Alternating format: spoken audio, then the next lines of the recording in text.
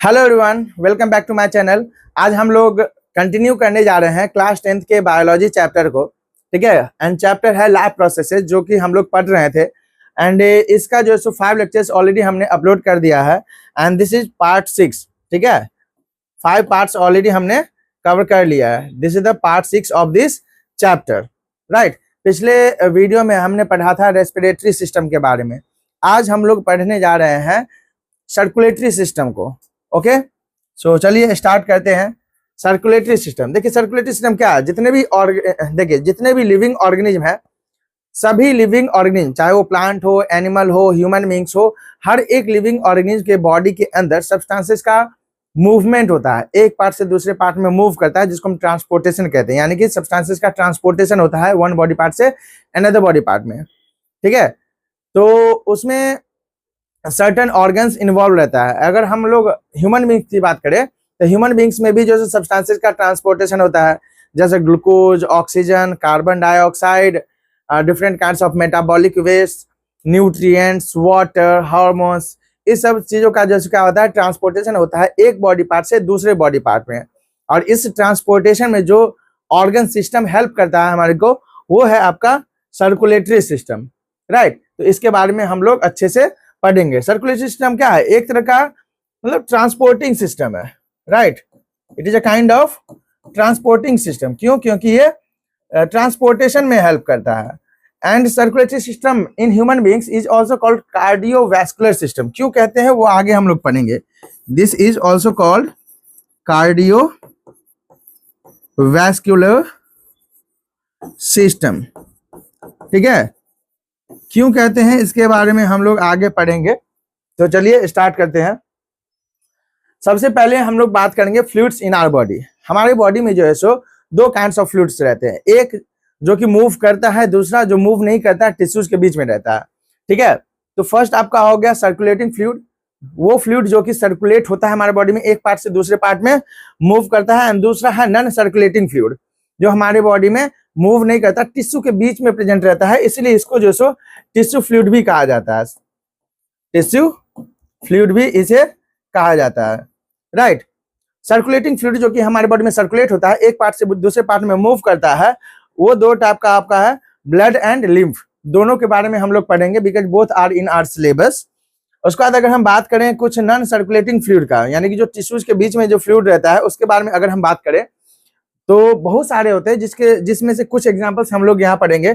जैसे first synovial fluid, ये वो फ्लूइड है जो कि बोन्स के बीच में, ज्वाइंट पे बोन्स के बीच में प्रेजेंट रहता है। ठीक है, जैसे ज्वाइंट्स हो गया आपका, ये हो गया ज्वाइंट्स, ये हो गया ज्वाइंट्स, मतलब जहाँ पे दो बोन मिल रहा है ना, ज्वाइंट है ना, तो वहां पे बोन्स के बीच में जो फ्लूइड रहता है दैट इज साइनोवियल फ्लूइड। ठीक है, means this is present between the bones at joint. Next है आपका vitreous humour and aqueous humour. मतलब vitreous humour and aqueous humour जो है ना, लिक्विड है जो हमारे आई बॉल के अंदर रहता है, जो हमारे आई बॉल के शेप को मेंटेन करके रखता है। ठीक है, यहाँ पे एक्वस ह्यूमर जो होता है लेंस के आगे वाले पोर्शन में रहता है। देखिए आई बॉल के में क्या होता है ना कि लेंस होता है। ठीक है, तो लेंस के आगे जो स्पेस होता है उसमें जो फ्लूइड रहता है उसको बोलते हैं एक्वस ह्यूमर। एंड लेंस के पीछे जो रहता है ना स्पेस, उसमें जो फ्लूइड भरा रहता है उसको बोलते हैं विट्रियस ह्यूमर। इसको बहुत ही डिटेल में हम लोग पढ़ेंगे जब हम आई के स्ट्रक्चर को पढ़ेंगे तब। ठीक है, उसके बाद है नेक्स्ट एंडोलिम्फ एंड पेरिलिम्फ, जो हमारे ईयर्स में होता है। ठीक है, एंडोलिम्फ एंड पेरिलिम्फ ये दोनों हमारे ईयर्स में होता है, और ये जो है सो हियरिंग में हेल्प करता है, मतलब सुनने में हेल्प करता है, साथ ही बॉडी बैलेंस में हेल्प करता है। जब हम लोग मूव कर रहे हैं तो मतलब बॉडी मोशन में है कि बॉडी रेस्ट में है, ये ब्रेन को कैसे पता चलता है? तो ये फ्लूइड मूव करता है तो उसको सेंस करता है न्यूरॉन, तब ब्रेन को सिग्नल मिलता है कि whether the body is in rest या फिर इन मोशन। बॉडी मोशन में है कि रेस्ट में है, इस फ्लूइड्स की हेल्प से भी पता चलता है। तो ये सारा आपका हो गया टिश्यू फ्लूइड, जो सर्कुलेट नहीं होता है, नॉन सर्कुलेटिंग फ्लूइड है, और ये दोनों सर्कुलेटिंग फ्लूइड है, ब्लड एंड लिम्फ। अब आते हैं हम लोग ट्रांसपोर्टेशन के बारे में बात करते हैं। देखिए ट्रांसपोर्टेशन ऑलरेडी हमने देखा कि transportation means movement of substances from one part two another part. ठीक है, एक जगह से दूसरे जगह जो सब्सटेंसेस का मूवमेंट होता है दैट इज कॉल्ड ट्रांसपोर्टेशन। ठीक है, तो हमारे बॉडी के अंदर ट्रांसपोर्टेशन जो है ना दो तरीके से होता है। एक सिस्टम है जो सर्कुलेटरी सिस्टम कहेंगे, सर्कुलेशन होगा ब्लड का। दूसरा है लिम्फेटिक सिस्टम। ठीक है, इसमें जो सो ब्लड के हेल्प से क्या होता है सर्कुलेशन होता है, एंड इसमें क्या होता है कि लिम्फ के हेल्प से क्या होता है, ट्रांसपोर्टेशन होता है सब्सटेंसेस का। अब आ जाते हैं सर्कुलेशन, ऑलरेडी हमने डिस्कस ये डेफिनेशन देख लिया है। अब देख लेते हैं भाई सर्कुलेटरी सिस्टम क्या है। देखिए सर्कुलेशन मतलब ट्रांसपोर्टेशन ऑफ वेरियस सब्सटेंसेस, और ट्रांसपोर्टेशन में जो ऑर्गन सिस्टम हेल्प करेगा, यानी जितने भी ऑर्गन्स ट्रांसपोर्टेशन में हेल्प करेगा हमारे बॉडी के अंदर, वो सारे ऑर्गन्स के ग्रुप को हम बोलेंगे क्या, व्हाट, सर्कुलेटरी सिस्टम। तो आप सर्कुलेटरी सिस्टम को हम ऐसे भी डिफाइन कर सकते हैं कि all the body parts which helps in the transportation of various substances, मतलब हमारे बॉडी में वो सारा पार्ट्स जो सब्सटेंसेस के ट्रांसपोर्टेशन में हेल्प करता है उसको हम क्या बोलेंगे, सर्कुलेटरी सिस्टम। ठीक है, एंड सर्कुलेटरी सिस्टम मेनली 3 चीज का बना होता है, मतलब human circulatory system consist of heart, blood and blood vessels, यानी कि heart, blood and blood vessels that constitute the human circulatory system. तो इसमें जो है सो हम लोग एक एक करके heart, blood and blood vessels के बारे में बात करेंगे। सबसे पहले हम लोग ब्लड को डिस्कस करेंगे, राइट। तो चलिए देखते हैं ब्लड क्या है।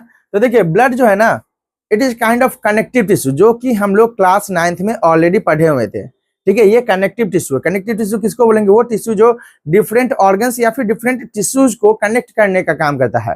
तो ब्लड भी एक तरह से क्या करता है कि बहुत सारे ऑर्गन्स को ये कनेक्ट कर रहा होता है। ठीक है, तो इसीलिए ये कनेक्टिव टिश्यू है, एंड लिक्विड फॉर्म में रहता है, तो इसलिए हम बोलेंगे कि फ्लूइड है। तो फ्लूइड कनेक्टिव टिश्यू है ब्लड। और कलर में कैसा होता है, तो रेड होता है, it is red in colour. Red क्यों होता है, तो क्योंकि इसमें एक पिगमेंट, रेड कलर का पिगमेंट होता है जिसको हम बोलते हैं हेमोग्लोबिन। तो इसके प्रेजेंस के कारण क्या होता है कि ब्लड रेड कलर का होता है। ब्लड के बारे में अगर हम बात करें तो नॉर्मल एडल्ट पर्सन में 5 to 6 लीटर होता है। ठीक है, नॉर्मल एडल्ट पर्सन की बात हो रही है। तो नॉर्मल एडल्ट हेल्दी पर्सन है तो उसके बॉडी में क्या होगा, 5 to 6 लीटर अप्रोक्सीमेटली ब्लड रहेगा। ब्लड जो है स्लाइटली अल्केलाइन होता है, मतलब बेसिक होता है, एसिड बेस ये सब हम लोग ऑलरेडी पढ़े हैं पिछले क्लास में, एंड इसी क्लास में जो है केमिस्ट्री में भी पढ़ेंगे एसिड बेस वगैरह क्या होता है।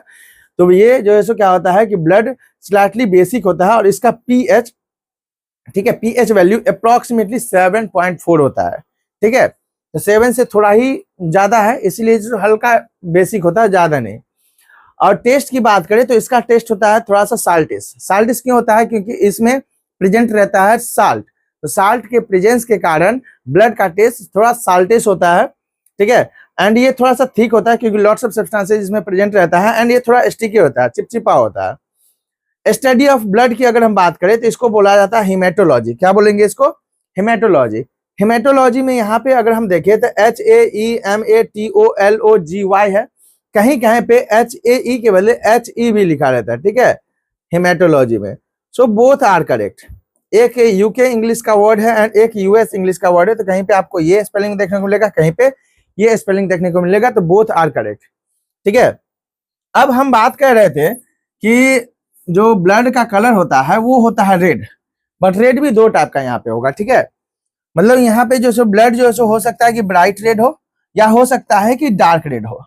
तो अगर हम ऑक्सीजनेटेड ब्लड की बात करें, जो कि रेस्पिरेटरी सिस्टम में ऑलरेडी हम लोग पढ़े हुए हैं कि ऑक्सीजनेटेड ब्लड क्या होता है, डीऑक्सीजनेटेड ब्लड क्या होता है, तो ऑलरेडी हमने देखा है। अगर आपको नहीं पता है तो रेस्पिरेटरी सिस्टम टॉपिक जो सो एक बार देख लीजिए उसका वीडियो, इससे जस्ट पहले वाला यानी पार्ट 5 जो है वो रेस्पिरेटरी सिस्टम का ही है, that you can watch that video. Okay, तो ऑक्सीजनेटेड ब्लड वैसे मैं ब्रीफ में बता देता हूँ। ऑक्सीजनेटेड ब्लड वो ब्लड होता है जिसमें ऑक्सीजन मतलब ज्यादा क्वांटिटी में होता है। ठीक है, जैसे हम लोग एयर इनहेल करते हैं, लंग्स में जाता है, लंग्स में जो एयर होता है उसमें से ऑक्सीजन निकल करके डिफ्यूज होके ब्लड में जाता है, तो ब्लड में ऐड होता है, तो वो ब्लड हो गया ऑक्सीजनेटेड ब्लड।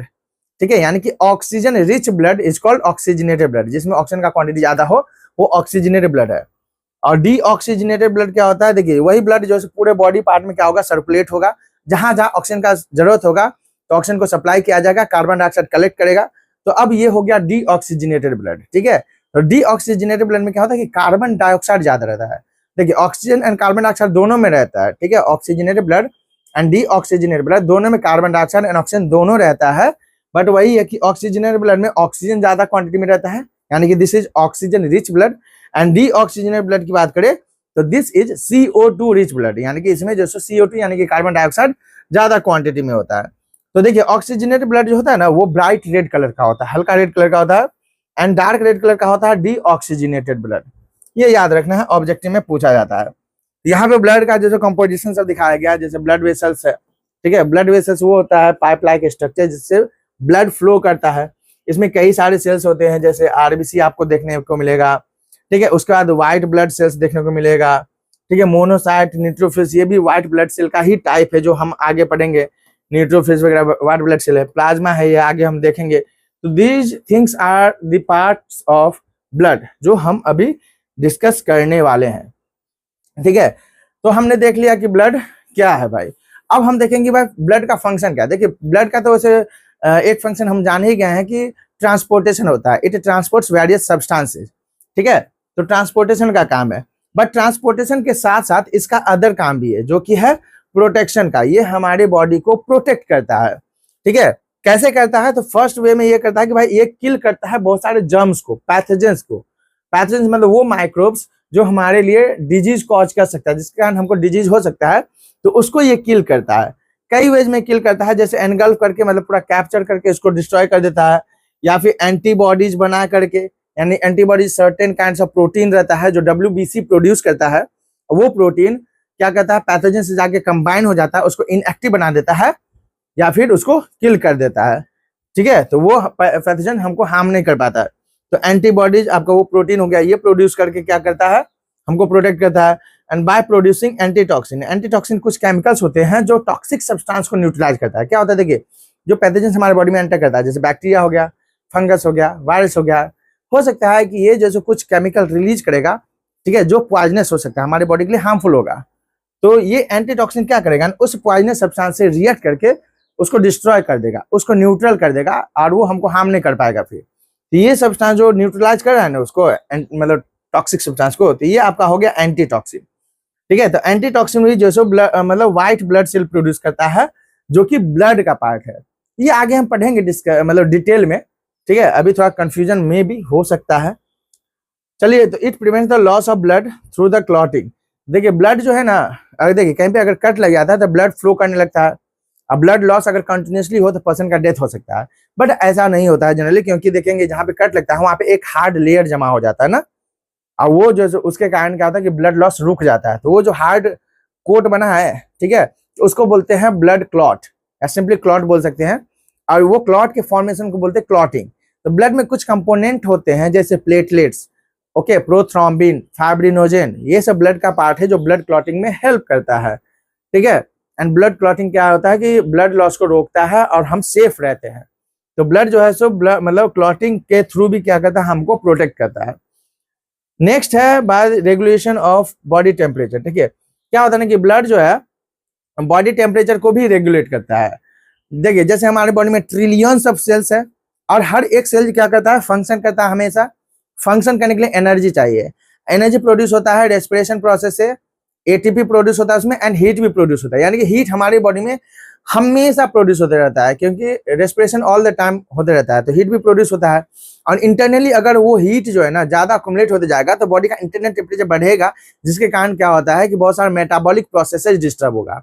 तो उस हीट को रिमूव करना जरूरी होता है। तो ब्लड क्या करेगा कि अंदर वाले पार्ट से, इंटरनल ऑर्गन से हीट को कैरी करके लाएगा स्किन तक, और स्किन से हमारा बॉडी क्या करेगा, हीट को रेडिएट करता है, और इस तरीके से हमारे बॉडी का इंटरनल टेम्परेचर को मेंटेन करके रखा जाता है। यानी कि ये जो बॉडी के टेम्परेचर को भी मेंटेन करने में हेल्प करता है by removing the heat from the internal parts, okay. अब हम लोग बात करेंगे कंपोजिशन ऑफ ब्लड के बारे में, ठीक है। मतलब ब्लड में क्या क्या प्रेजेंट है, या ब्लड का कौन कौन सा पार्ट है, उसके बारे में डिस्कस करेंगे। तो ब्रॉडली अगर हम देखें तो ब्लड का जो कंपोजिशन की बात, तो प्लाज्मा हो गया एंड फॉर्म्ड एलिमेंट्स हो गया, ठीक है। फॉर्म्ड एलिमेंट्स या फिर सेलुलर एलिमेंट्स। प्लाज्मा क्या होता है, तो प्लाज्मा जो है ना, it is the liquid part of blood. ये क्या है, लिक्विड पार्ट ऑफ ब्लड, ठीक है। प्लाज्मा को अगर डिफाइन करना रहेगा तो बोलेंगे भाई liquid part of the blood is called plasma, ठीक है। तो प्लाज्मा हो गया आपका लिक्विड पार्ट। जैसे देखिए चाय में चाय पत्ती जैसे फ्लोट करते रहता है, तैरते रहता है, ठीक है। तो चाय आपका हो गया जो लिक्विड पार्ट है वो प्लाज्मा हो गया। जैसे ब्लड है तो ब्लड में लिक्विड पार्ट है प्लाज्मा, चाय के जैसा, ठीक है। ऐसी जैसे चाय पत्ती वगैरह फ्लोट करते रहता है, वैसे जो है इसमें कुछ स्ट्रक्चर्स होते हैं जो इसमें फ्लोट करते रहता है, प्रेजेंट रहता है, ठीक है। थोड़ा बड़ा साइज का पार्टिकल्स रहता है, तो उसको हम बोलते हैं फॉर्म्ड एलिमेंट्स या फिर सेलुलर एलिमेंट्स, राइट। प्लाज्मा में कई सारा चीज प्रेजेंट रहता है, जैसे वाटर हो गया, विटामिन्स हो गया, मिनरल्स हो गया, प्रोटीन हो गया, साल्ट हो गया, रेस्पिरेटरी गैसेज यानी कि ऑक्सीजन, कार्बन डाइऑक्साइड हो गया, यूरिया हो गया, लॉट्स ऑफ थिंग्स इसमें प्रेजेंट रहता है प्लाज्मा में जो डिजोल्व रहता है। एंड फॉर्म्ड एलिमेंट्स जो सो इसमें 3 चीज आ जाता है, आरबीसी, डब्ल्यूबीसी एंड प्लेटलेट्स। ठीक है, प्लाज्मा की अगर हम बात करें तो ये जो सो पूरे ब्लड का 50 to 60% रहता है, यानी कि मोर देन हाफ। अगर जितना ब्लड है उसमें आधा से ज्यादा क्या होता है, लिक्विड पार्ट रहता है, प्लाज्मा रहता है 50 to 60%। ठीक है, और इसमें water, protein, salts, respiratory gases वगैरह लॉट्स ऑफ थिंग्स रहता है। इसके अलावा बहुत सारा चीज रहता है। ठीक है, एंजाइम्स एंजाइम्स नहीं रहता है, हार्मोन्स रहता है। ठीक है, एंटीबॉडीज रहता है, एंटीटॉक्सिन्स रहता है, लॉट्स ऑफ थिंग्स इसमें प्रेजेंट रहता है। और सबसे ज्यादा अगर हम बात करें तो वाटर रहता है 90 से लेके 92% तक अप्रोक्सीमेटली। ठीक है, प्रोटीन 7 to 8% रहता है, बाकी सब जो है सो बहुत कम क्वांटिटी में रहता है। फॉर्म्ड एलिमेंट्स में आपका हो गया ये आपका 40 to 50% रहता है मैक्सिमम ब्लड का, यानी कि हाफ से कम, प्लाज्मा से कम क्वांटिटी में रहता है ये। इसमें 3 चीज आ जाता है, RBC, WBC and platelets. RBC का मतलब हो गया रेड ब्लड सेल, डब्ल्यूबीसी का मतलब हो गया white blood cells, and platelets अलग स्ट्रक्चर है, ये सेल नहीं है, सेल का फ्रेगमेंट होता है जो ब्लड क्लॉटिंग में हेल्प करता है। ब्लड के क्लॉटिंग में, मतलब क्लॉट जो बनता है उसमें ये हेल्प करता है, प्लेटलेट्स क्लॉटिंग फैक्टर हो गया वो। अब अगर हम बात करें प्लाज्मा का तो एक एक करके हम देखते हैं। प्लाज्मा देखेंगे, फॉर्म्ड एलिमेंट्स देखेंगे, आरबीसी, डब्ल्यूबीसी, हर एक चीज को हम डिटेल में समझेंगे। तो प्लाज्मा की अगर हम बात करें तो liquid part of the blood है। ठीक है, इसका कलर जो है तो पेल येलो रहता है, यानी कि लाइट येलो रहता है, हल्का येलो कलर का होता है, या फिर स्ट्रॉ कलर भी उसी को बोला जाता है। और ये हल्का येलो कलर किसके कारण होता है मालूम है? उसमें एक स्पेशल प्रोटीन रहता है, फाइब्रिनोजन प्रोटीन। ठीक है, तो फाइब्रिनोजन प्रोटीन के कारण क्या होता है कि प्लाज्मा जैसे स्ट्रॉ कलर या फिर लाइट येलो कलर का होता है। अगर प्लाज्मा में ये फाइब्रिनोजन प्रोटीन ना रहे तो एकदम ये ट्रांसपेरेंट रहेगा, वाटर के जैसा। और नेचर की बात करें तो थोड़ा अल्केलाइन होता है, अल्केलाइन करने का मतलब बेसिक होता है ये नेचर में। और ये क्या कर रहा है कि अप्रोक्स 90 से 92%, ये थोड़ा स्टेटमेंट यहाँ पे गलत लिखा हुआ है, यहाँ पे हो जाएगा कि भाई 90 से 92% ऑफ प्लाज्मा जो होता है ना, प्लाज्मा, तो प्लाज्मा का 90 से 92% जो है वाटर रहता है, यानी कि प्लाज्मा का मैक्सिमम पार्ट क्या है, वाटर है, 90 से 92% तक। ठीक है, अब देखिए मतलब प्लाज्मा जो है ऑक्सीजन एंड कार्बन डाइऑक्साइड को भी ट्रांसपोर्ट करता है, मतलब ऑक्सीजन एंड कार्बन डाइऑक्साइड का सर्टेन अमाउंट प्लाज्मा में डिजोल्व होता है। वैसे तो mainly oxygen and carbon dioxide transport किया जाता है आरबीसी के द्वारा। रेड ब्लड सेल क्या कहता है कि ऑक्सीजन एंड कार्बन डाइऑक्साइड को कैरी करता है, but red blood cell 100% oxygen carbon dioxide को कैरी नहीं करता, कुछ अमाउंट जैसे प्लाज्मा में भी डिजोल्व रहता है। तो अगर हम बात करें कि कार्बन डाइऑक्साइड का कितना परसेंट, यानी ब्लड जितना कार्बन डाइऑक्साइड को कैरी कर रहा है, तो कितना परसेंट टोटल का जो है कार्बन डाइऑक्साइड प्लाज्मा में डिजोल्व रहता है, तो 23% अप्रोक्सीमेटली। वहीं अगर हम बात करें कि भाई ऑक्सीजन का कितना परसेंट डिजोल्व रहता है, तो ऑक्सीजन जो है ना उसका अप्रोक्सीमेटली 3% डिजोल्व रहता है प्लाज्मा में, अप्रोक्स। ठीक है, तो इतना अमाउंट जो है सो क्या होता है ऑक्सीजन और कार्बन डाइऑक्साइड का वो प्लाज्मा कैरी करता है। ठीक है, अब बाकी जो है सो आरबीसी। अब आ जाते हैं फॉर्म्ड एलिमेंट्स के बारे में बात कर लेते हैं। फॉर्म्ड एलिमेंट्स क्या है, तो पार्टिकल लाइक स्ट्रक्चर्स होता है, और ये जो 40 to 50% होता है अप्रोक्सीमेटली पूरे ब्लड का। और ये क्या है आपका आरबीसी हो गया, डब्ल्यूबीसी हो गया एंड प्लेटलेट्स हो गया, जो ऑलरेडी हमने पीछे डिस्कस किया था। अब आ जाते हैं हम लोग बात करेंगे सबसे पहले फर्स्ट फॉर्म्ड एलिमेंट्स, यानी कि आरबीसी। आरबीसी का फुल फॉर्म होता है रेड ब्लड सेल। ठीक है, क्या फुल फॉर्म होता है?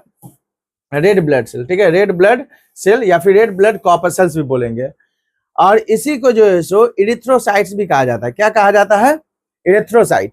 तो देखिए यहाँ पे जो है ना इरिथ्रोसाइट्स 2 वर्ड से बना हुआ है। फर्स्ट आपका इरेथ्रो, जिसका मतलब होता है रेड, राइट, और साइट का मतलब होता है सेल। ठीक है, तो ये रेड सेल होता है और ये ब्लड में प्रेजेंट रहता है सेल, इसलिए हम इसको बोलते हैं रेड ब्लड सेल। ठीक है, और इसका अगर हम काउंट की बात करें, आरबीसी काउंट, तो क्या होता है ना कि ये 4 to 5 मिलियन पर mm³ ऑफ ब्लड रहता है। ठीक है, पर mm³ ऑफ ब्लड में 4 to 5 मिलियन ये रहता है, यानी कि 40 से 50 लाख। 1 मिलियन में 10 लाख होता है, 10 लाख, तो 40 से 50 लाख जो है ना आरबीसी प्रेजेंट रहता है सिर्फ 1 mm³ ब्लड में, 1 mm³ ब्लड, जो कि बहुत बहुत कम होता है। देखिए क्या होता है ना, आप एक जस्ट क्यूब इमेजिन कीजिए, क्यूब, ठीक है, जिसका लेंथ, ब्रेड्थ एंड हाइट तीनों 1 mm है। 1 mm क्या होता है, लेट मी शो यू। जैसे अगर हम बात करें, ये अपना रूलर है, ठीक है, ये जो रूलर है, तो हम लोग जो लाइन ड्रॉ करते हैं तो ये 1 सेंटीमीटर, 2 सेंटीमीटर, 3 सेंटीमीटर ऐसे करके है। और आप देखेंगे जो ये यहाँ से यहाँ तक जो है आपका 1 सेंटीमीटर, ये छोटे छोटे सेगमेंट्स में डिवाइडेड है, 10 पार्ट्स में डिवाइडेड है, और एक पार्ट जो है ना 1 mm है। क्या है? एक पार्ट 1 mm है, 1 mm। ठीक है, तो आप जो है एक ऐसा क्यूब इमेजिन कीजिए जिसका लेंथ, ब्रेथ एंड हाइट ये 1 mm है, इतना छोटा हो, और उसका जो वॉल्यूम होगा वो 1 mm क्यूब हो जाएगा। तो उसका वॉल्यूम क्या हो जाएगा? 1 mm क्यूब, 1 मिलीमीटर क्यूब हो जाएगा।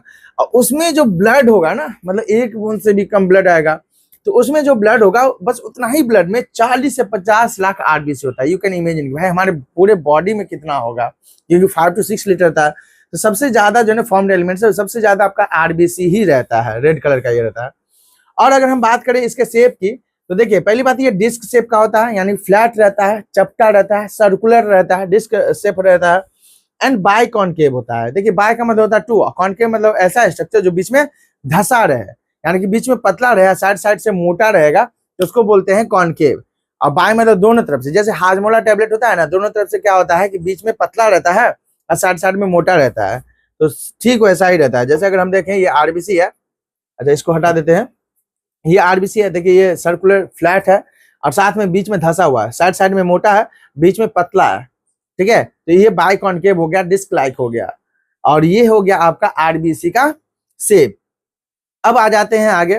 देखिए आरबीसी रेड क्यों होता है? तो आरबीसी के सरफेस पे, यानी कि ये जो आरबीसी था, ठीक है, ये आरबीसी के सरफेस पे लॉट्स ऑफ पिगमेंट प्रेजेंट रहता है, कलरिंग सब्सटेंस प्रेजेंट रहता है, जिसको हम बोलते हैं हीमोग्लोबिन। क्या बोलते हैं? हीमोग्लोबिन। हीमोग्लोबिन, कहीं कहीं पे हीमोग्लोबिन में HA नहीं रहता, डायरेक्टली HE रहता है, बोथ आर करेक्ट। यहाँ पे अगर हम बात करें तो रेड पिगमेंट जो होता है ना, हीमोग्लोबिन, वो प्रेजेंट रहता है कहाँ पे? On the surface of RBC, RBC के सरफेस पे प्रेजेंट रहता है। और इसी के कारण, किसके कारण? हीमोग्लोबिन के कारण ही आरबीसी रेड दिखता है। अगर हम लाइफ स्पैन की बात करें, मतलब कितना दिन तक सर्वाइव करता है आरबीसी, तो वो अप्रोक्सीमेटली 120 दिन का होता है, मतलब लगभग 4 महीने का इसका लाइफ स्पैन होता है। उसका धीरे धीरे जो ये वर्न आउट हो जाता है, डैमेज हो जाता है। तो देखिए आरबीसी बनता है तो बोन मैरो में मेनली, आरबीसी जब बनता है तो उसमें आपका क्या होता है ना कि न्यूक्लियस होता है, बट वो जैसे जैसे मेच्योर होता है, ग्रो करता है, तो मेच्योर होने पे जो है ना क्या होता है कि मतलब उसमें न्यूक्लियस डीजेनरेट हो जाता है। क्या हो जाता है? डीजेनरेट, धीरे धीरे मतलब डिसअपियर हो जाएगा, डिस्ट्रॉय हो जाएगा मेच्योर आरबीसी में। इसलिए हम बोलते हैं कि भाई mature RBC lack what? Nucleus. Mature RBC में न्यूक्लियस नहीं होता है, साथ में माइटोकॉन्ड्रिया भी नहीं होता है। ठीक है, अब फायदा क्या होता है वो समझते हैं। देखिए न्यूक्लियस नहीं रहने से ये बीच में जो है ना पिचक जाता है। ठीक है, न्यूक्लियस रहता है तो पूरा फुला हुआ रहता है, और न्यूक्लियस नहीं तो बीच में पिचक गया, धंस गया है, तो क्या हुआ कि सरफेस एरिया बढ़ गया। ठीक है, अगर देखिए कोई चीज एकदम स्मूथ मतलब प्लेन है तब सरफेस एरिया, और जब कर्व बना दिए तब सरफेस जो है ना उसका एरिया मतलब डिफरेंट हो जाता है। तो जितना ज्यादा कर्व बनाएंगे सरफेस का एरिया उतना ज्यादा हो जाएगा। ठीक है, और सरफेस एरिया देखिए न्यूक्लियस नहीं रहने से क्या हो रहा है ना, इसका सरफेस एरिया बढ़ गया, इंक्रीज हो गया, और सरफेस पे ही हीमोग्लोबिन प्रेजेंट रहता है। तो देखिए जितना ज्यादा सरफेस एरिया उतना ज्यादा हीमोग्लोबिन मॉलिक्यूल वहां पे क्या होगा? अकोमोडेट हो पाएगा, अरेंज रहेगा। और हीमोग्लोबिन ही मेनली ऑक्सीजन को कैरी करता है। ठीक है, मतलब हम कहते हैं ना कि ब्लड ऑक्सीजन को कैरी करता है, तो मेनली क्या होता है कि हीमोग्लोबिन ही कैरी करता है। हीमोग्लोबिन से ही ऑक्सीजन कंबाइन हो जाता है, पूरे बॉडी में मूव करता है, और जहां जहां उस ऑक्सीजन का जरूरत होता है वो सप्लाई करता है सेल्स को। ठीक है, तो जितना ज्यादा हीमोग्लोबिन होगा उतना ज्यादा वो ऑक्सीजन मतलब कैरी कर सकता है। तो न्यूक्लियस नहीं रहने से फायदा क्या होता है कि भाई सरफेस एरिया बढ़ गया, सरफेस एरिया बढ़ने से नंबर ऑफ हीमोग्लोबिन मॉलिक्यूल जो प्रेजेंट रहता है सरफेस पे वो बढ़ गया, हीमोग्लोबिन मॉलिक्यूल का नंबर बढ़ गया, और जितना ज्यादा हीमोग्लोबिन मॉलिक्यूल होगा उतना ज्यादा वो ऑक्सीजन कैरी करने के लिए कैपेबल होगा। तो ये फायदा होता है न्यूक्लियस एब्सेंट होने से। अब कहेंगे कि सर ये माइटोकॉन्ड्रिया के एब्सेंट होने से क्या होगा फायदा? तो देखिए आरबीसी जो है ना वो ऑक्सीजन को कैरी कर रहा है, और माइटोकॉन्ड्रिया अगर इसमें प्रेजेंट रहेगा तो इसमें क्या होगा कि एरोबिक रेस्पिरेशन होगा। हम जानते हैं एनर्जी प्रोटेक्शन। देखिए सेल जो है ना, ये सेल ही है। आरबीसी क्या है आपका? ओ भाई क्या हो गया? आरबीसी क्या है?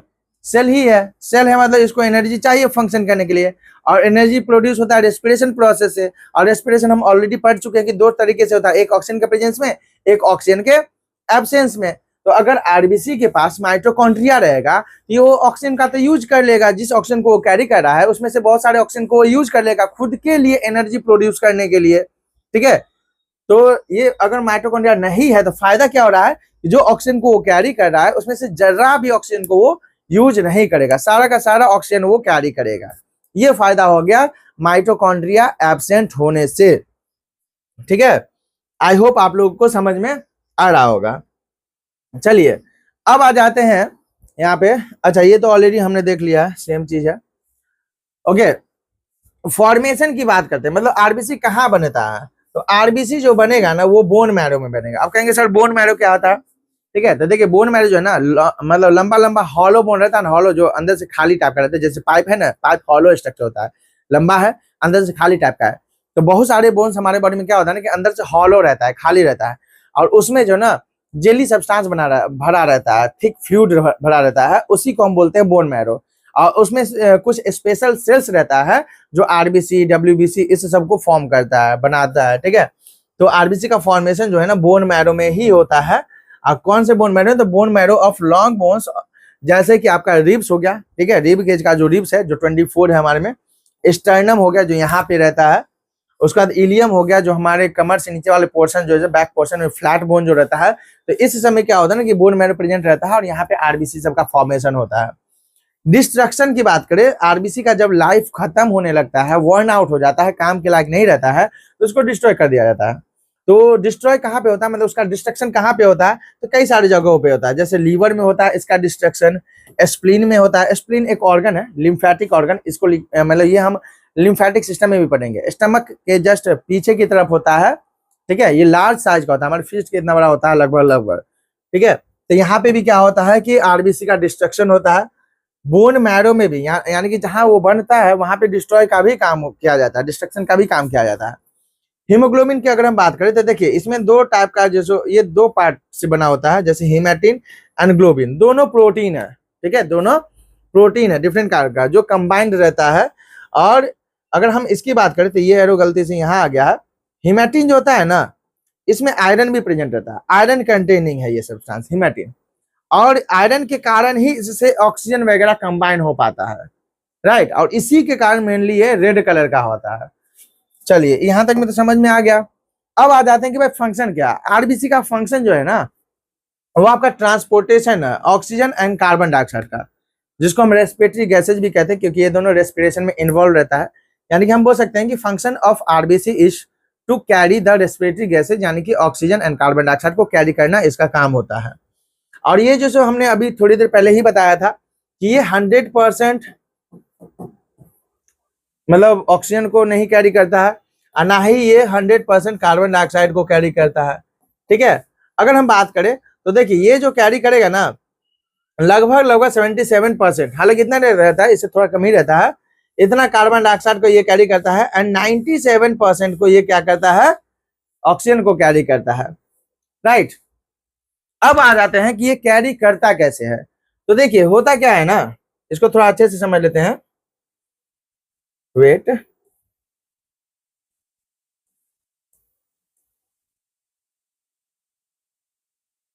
क्या हो गया भाई इसको।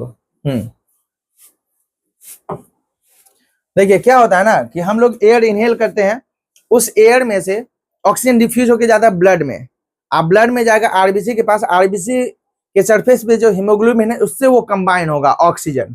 ठीक है, यहाँ पे जो हीमोग्लोबिन है, ठीक है, उससे ऑक्सीजन कंबाइन होगा और बना लेगा HB, HB stands for haemoglobin, HB.O2। ठीक है, वीक बॉन्ड से क्या होता है कि ऑक्सीजन कंबाइन हो जाता है, और इसको हम बोलते हैं, इसको हम बोलेंगे ऑक्सी हीमोग्लोबिन। ठीक है, क्या बोलेंगे, ऑक्सी हीमोग्लोबिन। और ये कहाँ पे काम होता है, ये काम हो रहा है लंग्स में, लंग्स में ये ऐड हो रहा है। ठीक है, और ये सारे ये जो है ना सारा का सारा ऑक्सी हीमोग्लोबिन पूरे बॉडी में मूव करेगा ब्लड के साथ। देखिए ब्लड फ्लो कर रहा था, आरबीसी फ्लो करेगा, आरबीसी फ्लो कर रहा है तो उसके सरफेस पे हीमोग्लोबिन है जिससे ऑक्सीजन कंबाइन है, तो ऑक्सीजन भी फ्लो करेगा, और जहां जहां ऑक्सीजन का जरूरत होगा ये ऑक्सीजन सप्लाई करेगा टिश्यू को। और ऑक्सीजन का यूज होगा रेस्पिरेशन में, हम लोग जानते हैं। यहाँ पे जो है ये ऑक्सी हीमोग्लोबिन से क्या होगा कि ऑक्सीजन ये अलग हो जाएगा and it will move into tissue, it will move into tissue. ठीक है, इसका ये मूव करेगा टिश्यू में, और फिर इसका यूज होगा ठीक है, it will be used for respiration, इसका काम रेस्पिरेशन के लिए हो जाएगा। ठीक है, रेस्पिरेशन जानते ही हैं, रेस्पिरेशन में क्या होता है कि भाई रेस्पिरेशन की अगर हम बात करें, जैसे C6H12O6 ग्लूकोज है, इससे ऑक्सीजन कंबाइन होगा तो क्या बनाएगा, CO2 बनाएगा प्लस H2O बनाएगा और प्लस मतलब ATP रिलीज होगा एंड हीट रिलीज होगा ना, ATP एंड हीट रिलीज होगा। यहाँ पे हम देख रहे हैं कि भाई ऑक्सीजन का यूज किस लिए हो रहा है, एनर्जी प्रोडक्शन में हो रहा है, और इसमें कार्बन डाइऑक्साइड प्रोड्यूस हो रहा है, ऑक्सीजन यूज हो गया और ये कार्बन डाइऑक्साइड प्रोड्यूस हो गया, ये वेस्ट हमारे लिए, इसको रिमूव करना जरूरी है। ये कार्बन डाइऑक्साइड जो है क्या होगा, टिश्यू से निकल के ब्लड में आएगा, अब ब्लड में जो हीमोग्लोबिन है इससे ये कंबाइन हो जाएगा। ठीक है, यहाँ पे जो हीमोग्लोबिन है इससे कार्बन डाइऑक्साइड क्या होगा, कंबाइन हो जाएगा, बना लेगा Hb.CO2, क्या बनाएगा, Hb.CO2, जिसको हम लोग बोलते हैं कार्बामिनो हीमोग्लोबिन, कार्बामिनो हीमोग्लोबिन। ठीक है, और ये कार्बामिनो हीमोग्लोबिन क्या होगा कि पूरे बॉडी में मूव करेगा along with the RBC, blood etcetera. ठीक है, और ये आएगा लंग्स तक, लंग्स में आएगा तो इस कार्बन डाइऑक्साइड को रिमूव किया जाएगा, लंग्स में आएगा तो क्या होगा, ये जो कार्बामिनो हीमोग्लोबिन है इससे कार्बन डाइऑक्साइड अलग होगा। ठीक है, कार्बन डाइऑक्साइड अलग होगा और इस कार्बन डाइऑक्साइड को ये क्या होगा, ये मूव करेगा इनटू द लंग्स, जो एयर है। ठीक है, उस एयर में जाएगा और इसको हम क्या कर देंगे, फिर एयर के साथ एक्सहेल कर देंगे और फिर ये जो हीमोग्लोबिन है इससे वापस से फिर ऑक्सीजन कंबाइन होगा और ये प्रोसेस चलते रहता है। तो इस तरीके से क्या होता है कि हीमोग्लोबिन जो है वो ऑक्सीजन एंड कार्बन डाइऑक्साइड को कैरी करता है। आई होप आप लोगों को समझ में आ रहा है। ठीक है, तो आरबीसी ओवर हो गया, अब हम लोग मूव करेंगे डब्ल्यूबीसी की तरफ। ठीक है, तो डब्ल्यूबीसी का मतलब होता है व्हाइट ब्लड सेल्स या फिर व्हाइट ब्लड कॉर्पसल्स। ठीक है, इसको हम लोग ल्यूकोसाइट्स भी कहते हैं। देखिए, ल्यूको का मतलब होता है व्हाइट या फिर कलरलेस, और साइट का मतलब होता है सेल यानी व्हाइट सेल, और ये ब्लड में रहता है इसलिए हम इसको बोलेंगे व्हाइट ब्लड सेल। कहीं कहीं पे जैसे LEUCO के बदले KO रहता है तो वो भी सही है, बोथ आर करेक्ट। ठीक है, but most of the place पे CO ही रहेगा, देखने को मिलेगा। और ये देखिए क्या कहता है ना, डब्ल्यूबीसी का काम जो है ना वो हमारे बॉडी को प्रोटेक्ट करना होता है, किससे, पैथोजन से। हमारे बॉडी में जो पैथोजेंस यानी कि जर्म्स जो एंटर करता है जिसका डिजीज हो सकता है, जो हमारे बॉडी को हार्म कर सकता है, उस पैथोजेंस को ये डिस्ट्रॉय करने का काम, किल करने का काम करता है। ठीक है, यानी कि इसका काम है आपका क्या, टू प्रोटेक्ट द बॉडी। ठीक है, प्रोटेक्शन जो है ये प्रोवाइड करता है बॉडी को। इसका काउंट की बात करें तो आरबीसी के कंपैरिजन में बहुत बहुत बहुत कम होता है। ठीक है, ये जो है 1 mm क्यूब ब्लड में, जितना ब्लड में 40 से 50 लाख आरबीसी था, उतना ही ब्लड में 5 से 8 हजार अप्रोक्सीमेटली, हालांकि ये बुक टू बुक वेरी करेगा, किसी किसी बुक में 5 to 7,000, किसी में 6 to 9,000, 7 to 10,000 ऐसे रहेगा, इसलिए आप अप्रोक्सीमेटली लगा दिया कीजिए। ठीक है, तो अप्रोक्स 5 to 8,000 जो है ना पर मिलीमीटर क्यूब ब्लड क्या रहता है, डब्ल्यूबीसी रहता है। अब अगर हम बात करें इसके शेप की, तो इसका शेप अमीबॉइड रहता है यानी अमीबा लाइक, और अमीबा का कोई फिक्स शेप नहीं रहता है, मतलब हमेशा क्या होता है उसका शेप चेंज होते रहता है, तो अमीबॉइड शेप होता है। और अमीबॉइड शेप होने के कारण ये मतलब अमीबॉइड मूवमेंट भी शो करेगा, ये अमीबा के जैसे मूव करेगा, मतलब छोटे छोटे जगहों से इजीली वो मूव कर जाता है, छोटे से होल से भी, क्योंकि ये अपना शेप चेंज कर सकता है। ठीक है, फॉर्मेशन की बात करें, इसका भी फॉर्मेशन जो है क्या होता है, बोन मैरो में होता है, और साथ में लिम्फ नोड्स में भी होता है। लिम्फ नोड्स हम लोग पढ़ेंगे, ठीक है, लिम्फेटिक सिस्टम में, एंड स्प्लीन जो है ना ये भी लिम्फेटिक सिस्टम में ही पढ़ेंगे, तो यहाँ पे होता है। डिस्ट्रक्शन की बात करें तो ये भी बोन मैरो में भी डिस्ट्रॉय किया जाता है, लीवर में भी डिस्ट्रॉय किया जाता है, एंड स्प्लीन में भी डिस्ट्रॉय किया जाता है, जैसे कि डिस्ट्रॉय किया जाता था आरबीसी को। आई होप आप लोग को समझ में आ रहा है। तो चलिए अब हम देखते हैं डब्ल्यूबीसी का फंक्शन क्या है। देखिए, डब्ल्यूबीसी का फंक्शन जो है ना हमारे बॉडी को प्रोटेक्ट करना होता है, ये हमारे बॉडी को प्रोटेक्ट करता है। ठीक है, function of WBC is to protect our body. ठीक है, डब्ल्यूबीसी हमारे को क्या करता है, प्रोटेक्ट करता है। और डब्ल्यूबीसी जो है ना डिफरेंट काइंड का होता है, जो हम अभी पढ़ने वाले हैं थोड़ी देर में। तो डिफरेंट काइंड्स ऑफ डब्ल्यूबीसी जो हमारे बॉडी को डिफरेंट वेज में प्रोटेक्ट करता है। कुछ डब्ल्यूबीसी हमारे बॉडी को पैथोजेंस को एनगल्फ करके डिस्ट्रॉय कर देता है और इस तरीके से प्रोटेक्ट करता है कुछ WBCs एंटीबॉडीज बनाता है, वो एंटीबॉडीज जाके पैथोजेंस को किल करता है, और कुछ एंटीबॉडीज एंटीटॉक्सिन्स बनाता है जो कि टॉक्सिक सब्सटेंस को न्यूट्रलाइज करता है, वो टॉक्सिक सब्सटेंस जो कि पैथोजेंस रिलीज करता है। तो इस वेज में क्या करता है कि WBC हमारे बॉडी को प्रोटेक्ट करता है। तो चलिए अब हम देखते हैं कि WBC का टाइप क्या होता है। ठीक है, टाइप्स ऑफ WBC की बात करें तो WBC को बेसिकली दो ग्रुप में डिवाइड किया गया है। पहला है ऑग्रेन्युलोसाइट्स एंड सेकंड है ग्रेन्युलोसाइट्स। ठीक है, ये दोनों टाइप जो है WBC का, ये किसके बेसिस पे है कि ये मतलब कि साइटोप्लाज्म में ग्रेन्यूल्स प्रेजेंट है या नहीं, इसके बेसिस पे किया गया है कैटेगराइज। ठीक है, तो देखिए ग्रेन्युलोसाइट्स हम उस WBC को बोलेंगे जिसमें ग्रेन्यूल्स प्रेजेंट होता है। Granules are present in the cytoplasm. जैसे आप देख रहे हैं कि ये WBC का स्ट्रक्चर है और इसमें क्या होता है कि बहुत सारे ग्रेन्यूल्स जो है ना साइटोप्लाज्म में प्रेजेंट है। इट मीन्स ये कौन सा WBC है, ये है ग्रेन्युलोसाइट्स। ऐसे ही हम ऑग्रेन्युलोसाइट्स की बात करें, और का मतलब हो गया नॉट। ठीक है, तो ऑग्रेन्युलोसाइट्स वो WBC हो गया जिसके साइटोप्लाज्म में ग्रेन्यूल्स प्रेजेंट नहीं होता है। क्या कह रहा है कि भाई granules are not present in the cytoplasm. ठीक है, ये तो वन डिफरेंस हो गया ग्रेन्युलोसाइट्स एंड ऑग्रेन्युलोसाइट्स के बीच में। एक और डिफरेंस ये होता है कि ऑग्रेन्युलोसाइट्स में जो न्यूक्लियस होता है ना, एक सिंगल लार्ज न्यूक्लियस होता है, एक सिंगल बड़ा सा न्यूक्लियस होता है। ठीक, और वहीं अगर हम ग्रेन्युलोसाइट्स की बात करते हैं तो इसमें जो है सो लोब्ड न्यूक्लियस होता है। लोब्ड न्यूक्लियस का मतलब क्या होता है, देखिए रहेगा एक ही, बट वो बीच में मतलब नैरो पार्ट से कनेक्टेड रहता है। एग्जाम्पल से समझते हैं लोब्ड का मतलब क्या होता है। जैसे मान लेते हैं कि हमारे पास एक बलून है, अब बलून को हम बीच से ट्विस्ट करते हैं तो उसके बाद हमको लगेगा बलून का दो पार्ट हो गया। ठीक है, जो कि नैरो पार्ट से बीच में जो नैरो पार्ट ट्विस्ट करने के कारण बीच में नैरो पार्ट बन गया, उसी से कनेक्टेड है। तो बलून तो है एक ही, बट वो क्या लग रहा है कि दो पार्ट में लग रहा है और नैरो पार्ट से कनेक्टेड है बीच में। ये लोब स्ट्रक्चर हो गया और दो लोब्स बन रहा है यहाँ पे, तो इसको हम बोलेंगे बाइलोब। ऐसे अगर एक जगह और ट्विस्ट कर देते हैं तो तीन लोब्स बन जाता है, तो ट्राइलोब हो गया। तो इसी तरीके से इसमें न्यूक्लियस क्या होता है ना कि न्यूक्लियस जो है सो दो तीन पार्ट में डिवाइडेड रहता है और नैरो पार्ट से कनेक्टेड रहता है। ठीक है, तो यहाँ पे अगर हम देखें जैसे न्यूक्लियस था और ये दो पार्ट में डिवाइडेड है लाइक दिस, और यहाँ पे नैरो पार्ट से कनेक्टेड है, यहाँ पे क्या है नैरो पार्ट से कनेक्टेड है, तो ये बाइलोब न्यूक्लियस हो गया। ठीक है, तो ये दो डिफरेंस हो गया। पहला कि भाई ग्रेन्यूल्स इसमें प्रेजेंट नहीं है, इसमें प्रेजेंट है। इसमें सिंगल लार्ज न्यूक्लियस होता है और इसमें जो सो लोब्ड न्यूक्लियस होता है। ठीक है, अब अगर हम बात करें ऑग्रेन्युलोसाइट्स को फर्दर जो सो डिवाइड किया गया है लिम्फोसाइट एंड मोनोसाइट में। ठीक है, lymphocyte and monocyte and granulocytes को जो है तीन ग्रुप में डिवाइड किया गया है।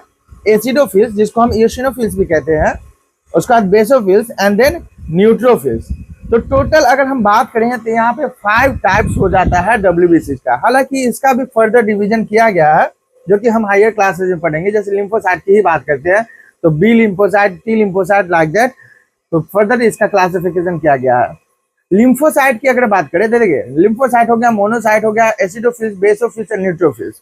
ये जैसे अलग अलग वेज में हमारे बॉडी को प्रोटेक्ट करता है। कैसे प्रोटेक्ट करता है तो वो देख लेते हैं। अगर हम लिम्फोसाइट की बात करते हैं तो लिम्फोसाइट क्या करता है, एंटीबॉडीज प्रोड्यूस करता है। Antibodies special kind of protein रहता है जो पैथोजन से जाके कंबाइन हो जाता है लार्ज नंबर में और उस पैथोजेंस को इनएक्टिव कर देता है, फंक्शन नहीं करने देता है एंड उसको किल कर देता है, डिस्ट्रॉय कर देता है। तो लिम्फोसाइट क्या कहता है कि एंटीबॉडीज प्रोड्यूस करके हमारे बॉडी को प्रोटेक्ट करता है। उसके बाद अगर हम बात करें मोनोसाइट एंड न्यूट्रोफिल्स की, तो मोनोसाइट एंड न्यूट्रोफिल्स जो है ना ये दोनों फैगोसाइट है। ठीक है, फैगोसाइट क्या कहता है ना कि ये एनगल्फ कर लेता है पैथोजेंस को। क्या कर लेता है, ये एनगल्फ करता है पैथोजेंस को। पैथोजेंस मतलब क्या, डिजीज कॉजिंग माइक्रोब्स। ठीक है, तो ये एनगल्फ कर लेता है। एनगल्फ मतलब कैप्चर कर लेता है, अपने अंदर ले लेता है सेल के अंदर और डिफरेंट केमिकल्स रिलीज करके उसको डिस्ट्रॉय कर देता है। तो इसलिए इसको फैगोसाइट बोलते हैं और ये एनगल्फ करने के प्रोसेस को बोला जाता है फैगोसाइटोसिस। आई होप आपको समझ में आ रहा है। तो यहाँ पे क्या हमने देखा, यहाँ पे हमने देखा कि मोनोसाइट एंड न्यूट्रोफिल्स ये दोनों फैगोसाइट है जो फैगोसाइटोसिस परफॉर्म करता है, यानी कि पैथोजेंस को इनगल्फ करके तब डिस्ट्रॉय करता है। अब आ जाते हैं नेक्स्ट एसिडोफिल्स एंड बेसोफिल्स के बारे में देख लेते हैं। ये दोनों क्या करता है, तो ये दोनों जो है प्रोड्यूस करता है एंटीटॉक्सिन। क्या प्रोड्यूस करता है, एंटीटॉक्सिन। एंटीटॉक्सिन वो केमिकल सब्सटेंस होता है जो टॉक्सिन को न्यूट्रलाइज करता है। मतलब बहुत सारे पैथोजेंस ऐसे होते हैं जो हमारे बॉडी में एंटर करता है और वो different kinds of poisonous substance यानी कि टॉक्सिन को प्रोड्यूस करता है, रिलीज करता है, जो हमारे लिए हार्मफुल है, वो टिश्यूज को डैमेज करता है, राइट। तो ये जो एंटीटॉक्सिन है उस टॉक्सिन से, पॉइजनस सब्सटेंस से जाकर रिएक्शन करता है, उसके इफेक्ट को खत्म करता है, न्यूट्रलाइज करता है। इस तरीके से ये WBCs व्हाइट ब्लड सेल्स हमारे बॉडी को प्रोटेक्ट करता है। WBC के लाइफ स्पैन की अगर हम बात करें, वो ऑलरेडी आई थिंक हमने बताया है, जो कि 14 डेज का होता है अप्रोक्सीमेटली, 2 हफ्ते का इसका लाइफ स्पैन होता है।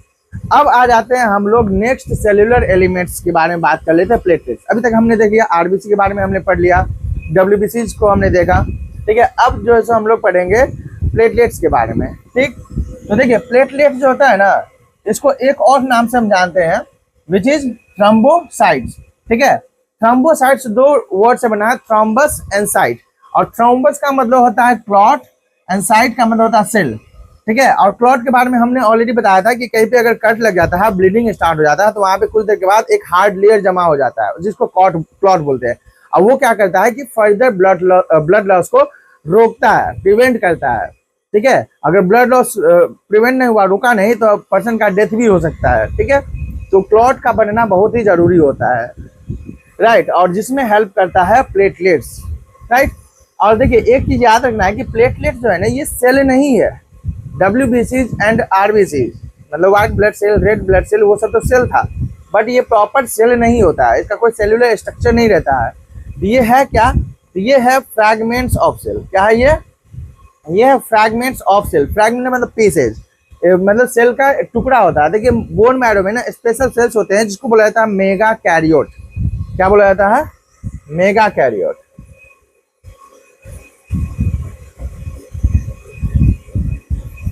राइट। तो मेगा कैरियोट स्पेशल सेल है, और ये इस सेल का ये क्या होता है? फ्रैगमेंट होता है। कौन? तो प्लेटलेट्स, राइट। अब आ जाते हैं इसके काउंट की अगर हम बात करें, ये अप्रोक्सीमेटली 2 से 3 लाख रहता है पर मिलीमीटर क्यूब ऑफ ब्लड। मतलब 1 mm क्यूब ब्लड में जहां RBC जो है सो 40 से 50 लाख होता था, WBC जो है सो 5 से 10 हजार के बीच होता था, वहीं पे ये 2 से 3 लाख के आसपास होता है, या फिर आप अप्रोक्सीमेटली 2.5 लाख भी बोल सकते हैं। अप्रोक्स लगा दीजिए क्योंकि ये डेटा वैरी करते रहता है, दैट इज नॉट फिक्स, ठीक है। अब आ जाते हैं यहाँ पे, तो ओके इसके अगर हम लाइफ स्पैन की बात करें, ठीक है, लाइफ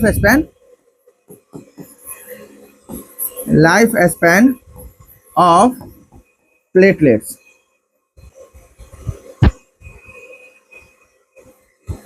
कितना होता है? तो अबाउट 7 to 10 डेज। इसका लाइफ स्पैन जो है ना ज्यादा नहीं होता, 1 सप्ताह से 10 दिन का होता है, ओके।